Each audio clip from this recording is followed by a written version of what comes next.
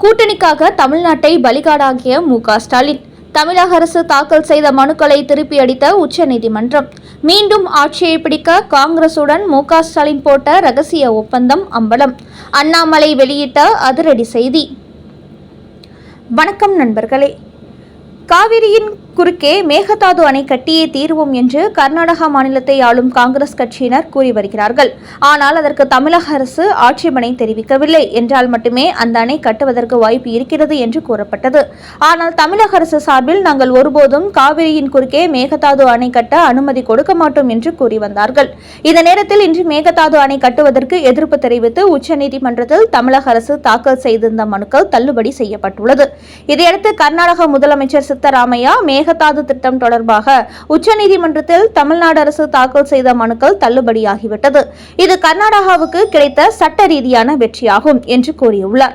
அதோடு இந்த தீர்ப்பு அடிப்படையில் விரைவில் விரிவான திட்ட அறிக்கை மற்றும் வனத்துறை அனுமதி கோரும் முன்வடிவு ஆகியவை மத்திய அரசுக்கு சமர்ப்பிக்கப்படும் என்றும் சொல்லி பரபரப்பை ஏற்படுத்தியிருக்கிறார். கர்நாடக அரசை பொறுத்தவரை காவிரியின் குறுக்கே 9,000 கோடி மதிப்பீட்டில் மேகதாது அணையை கட்டுவதற்கு திட்டமிட்டு வருகிறது.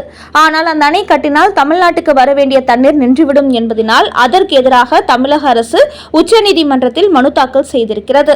ஆனால் இந்த மனு இன்று தள்ளுபடி செய்யப்பட்டிருப்பது தமிழக மக்களுக்கு அதிர்ச்சி அளிக்கும் செய்தியாக மாறியுள்ளது. அதோடு உச்சநீதிமன்றத்தின் இந்த தீர்ப்பை அடுத்து கர்நாடக அரசு அடுத்த கட்ட வேலைகளில் இறங்கிவிட்டது. என்றாலும் தமிழக அரசு சார்பில் இதுவரை அதற்கு எதிராக முதலமைச்சர் மு.க.ஸ்டாலின் எந்த ஒரு செய்தியும் வெளியிடவில்லை. இதற்கும் எனக்கும் எந்த சம்பந்தமும் இல்லை என்று அவர் அமைதி காத்து வருகிறார். இந்த நிலையில் தமிழக பாஜகவின் முன்னாள் தலைவர் அண்ணாமலை இதற்கு எதிராக ஒரு கண்டன அறிக்கை வெளியிட்டார். அந்த அறிக்கையில் திமுக கூட்டணிக்குள் காங்கிரஸ் கட்சியை தக்க வைத்துக் கொள்ள வேண்டும் என்பதற்காக தமிழ்நாட்டு மக்களின் நலனை மு.க.ஸ்டாலின் அடமானம் வைத்துவிட்டார் என்று அவர் கூறியுள்ளார். மேலும் கூறும்போது தமிழ்நாட்டு விவசாயிகளின் உயிர் நாடியாக காவேரி நீர் இருந்து வருகிறது. அந்த காவிரியின் குறுக்கே மேகதாது அணை கட்டினால் தமிழகத்தை மிகப்பெரிய அளவில் பாதிக்கும். ஆனால் தற்போது இந்த விவகாரத்தில் எந்த ரியாக்ஷனையும் வெளிப்படுத்தாமல் இருக்கிறார் மு.க.ஸ்டாலின். திமுக கூட்டணிக்குள் காங்கிரஸ் கட்சி வந்த அடுத்த நிமிடமே இதனை கர்நாடக காங்கிரஸ் அறிவித்திருக்கிறது. அப்படி என்றால் உச்சநீதிமன்றத்தில் இந்த மனு மீதான விசாரணை நடந்தபோது தமிழக அரசு வழக்கறிஞர் சரியானபடி வாதாடவில்லை என்பது தெரிகிறது.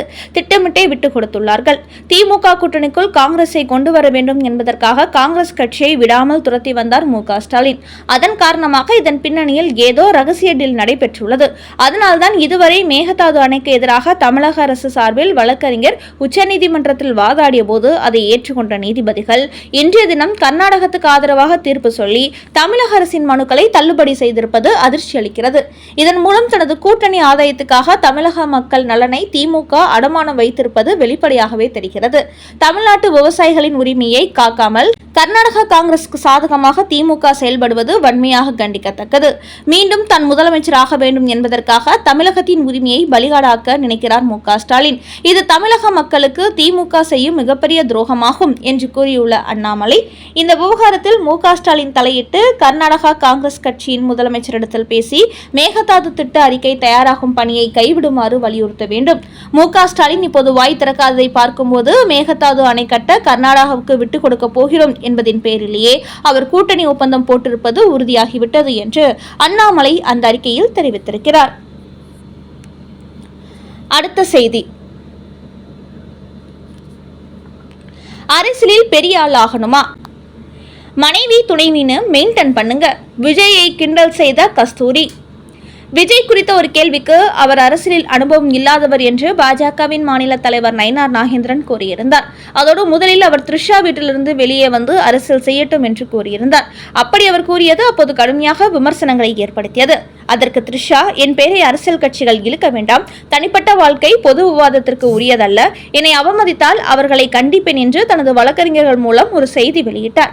அதையடுத்து நயினார் நாகேந்திரன் யாரையும் புண்படுத்தும் நோக்கத்தில் அப்படி பேசவில்லை, வாய் தவறி பேசிவிட்டேன் என்று வருத்தம் தெரிவித்துக் கொண்டார். ஆனால் நாகேந்திரன் அப்படி சொல்லி முடிப்பதற்குள் தற்போது விஜயின் மனைவியே விவகாரத்து மனு தாக்கல் செய்து நயினார் நாகேந்திரன் சொன்னது உண்மைதான் என்பதை உறுதிப்படுத்திவிட்டார். அதிலும் ஒரு நடிகையுடன் திருமணத்தை மீறிய உறவில் இருப்பது தனக்கு மன உளைச்சலை ஏற்படுத்தி இருப்பதாகவும் அவர் சுட்டிக்காட்டியிருந்தார். அப்போதே அது த்ரிஷாதான் என்று அனைவரும் கருத்து கூறி வந்தார்கள். இந்நிலையில் அதை உறுதிப்படுத்தும் வகையில் நேற்று தயாரிப்பாளர் கல்பாத்தி அகோரம் இல்ல திருமணத்தில் விஜயும் த்ரிஷாவும் ஒரே காரில் வந்து இறங்கினார்கள். இது பொதுமக்கள் மற்றும் அரசியல் வட்டாரங்களிலும் அவர் மீது கடுமையான விமர்சனங்களை ஏற்படுத்தியிருக்கிறது. குறிப்பாக சில நடிகைகள் விஜய் ரசிகை என்று சொல்லவே வெட்கமாக இருக்கு என்று சொல்வதோடு சங்கீதாவுக்கு ஆதரவாகவும் குரல் கொடுத்து வருகிறார்கள். இந்நிலையில் இதுகுறித்து பாஜக நிர்வாகியான நடிகை கஸ்தூரி கூறும்போது, தமிழக அரசியலில் பெரிய ஆளா வரணுமா, என்ன பண்ணணும், மனைவி துணைவி என்று தென்னாவட்டா மெயின்டைன் பண்ணணும். கடைசியில இதுல தான் போட்டி போல தெரியுது. இதுக்கு எதற்கு அந்த நடிகை லாயர் வைத்தெல்லாம் பேச வேண்டும், முழுசா நிறைஞ்ச பிறகு முக்காடு எதற்கு என்று நினைத்து விட்டார்கள் போலும். பொது வெளியிலேயே வர ஆரம்பிச்சுட்டாங்க என்று விஜய் த்ரிஷாவின் செயல்பாட்டை விமர்சனம் செய்துள்ளார் கஸ்தூரி. அந்த வகையில் விஜய் அரசியல் பிரச்சாரங்களை தொடங்கிய போது அவருக்கு தமிழ்நாட்டு இளைஞர்கள் மட்டுமின்றி பெண்கள் மத்தியிலும் ஒரு வரவேற்பு இருந்தது. ஆனால் இப்போது த்ரிஷா விவகாரத்தினால் அவரது மனைவி சங்கீதா விவகாரத்து மனு தாக்கல் செய்திருப்பதை அடுத்து விஜய்கான ரேட்டிங் தமிழக அரசியலில் கடுமையாக குறைந்துவிட்டது. அதனால் இதுவரை விஜயகாந்தை விட பெரிய தலைவராக வருவார் என்று கூறப்பட்ட நிலையில் இப்போது வரும் விஜயகாந்தின் இடத்தை கூட பிடிக்க முடியாது என்கின்ற கருத்துகளும் வெளியாகி வருகின்றன. அடுத்த செய்தி, 350 கோடி இழப்பை ஏற்படுத்திவிட்டார்கள். ஆளுநர் ரவி பெண் IAS மீது திட்டமிட்டே புகார் அளித்த திமுக. விழுப்புரம் மாவட்டத்தில் உள்ள ஆரோவில் என்பது மத்திய அரசின் கட்டுப்பாட்டில் உள்ள பகுதியாகும். இந்த ஆரோவில் பவுண்டேஷன் தலைவராக தமிழக ஆளுநர் ரவியும் செயலாளராக ஜெயந்தி IAS என்பவரும் நியமிக்கப்பட்டிருந்தார்கள். இந்த நிலையில் ஆரோவில் பகுதிக்கு சொந்தமான 3000 ஏக்கர் நிலங்களை பரிவர்த்தனை என்ற பெயரில் குறைந்த விலைக்கு அவர்கள் விற்பனை செய்திருப்பதாகவும் அதனால் அரசுக்கு பல கோடி வருவாய் இழப்பு ஏற்பட்டிருப்பதாகவும் ஆளுநர் ரவி மற்றும் ஜெயந்தி IAS மீது விழுப்புரம் காவல் நிலையத்தில் ஒரு புகார் அளிக்கப்பட்டுள்ளது. அதோடு அதிகம் விலை கொண்ட இந்த இடத்தை அவர்களிடத்தில் கொடுத்துவிட்டு இதைவிட மதிப்பு குறைவான இடத்தை வாங்கியுள்ளார்கள். இதன் மூலம் ஆரோவிலுக்கு 350 கோடி இழப்பு ஏற்பட்டுள்ளது என்று அந்த புகாரில் தெரிவித்துள்ளார்கள். ஆனால் இப்படி புகார் தெரிவித்திருப்பவர்கள் இந்த நிலங்களை விற்பதன் பின்னணியில் RSS சொல்லி இப்படி செய்கிறார்களா, பாஜக சொல்லி செய்கிறார்களா என்று தெரியவில்லை என்று அவர்கள் குறிப்பிட்டுள்ளார்கள். இதை வைத்து பார்க்கும்போது ஆளுநர் மீது பழி சுமத்த வேண்டும், அவர் ஊழல் செய்துள்ளார் என்பது போன்ற சித்தரிக்க வேண்டும் என்று திட்டமிட்டே திமுகவினர் இதுபோன்று தங்களது ஆதரவாளர்களை வைத்து ஆளுநர் ரவி மீதும் IAS ஜெயந்தி மீதும் இந்த புகாரை அளித்திருப்பது தெரிய வந்துள்ளது. இதையடுத்து பாஜக வெளியிட்டுள்ள ஒரு செய்தியில், ஆளுநர் அரசு நிலங்களை குறைந்த விலைக்கு விற்பனை செய்கிறார் என்றால் அதை திமுக அரசு ஏன் தடுத்து நிறுத்தவில்லை? அவர் தமிழக ஆளுநராக இருந்தது வரை அவர் மீது எந்த குற்றச்சாட்டுகளும் சொல்லாமல் அவர் மாநிலத்திலிருந்து வெளியேறுகிறார் என்றதும் திட்டமிட்டு அவர் மீது இதுபோன்ற குற்றச்சாட்டு முன் வைக்கப்படுகிறது.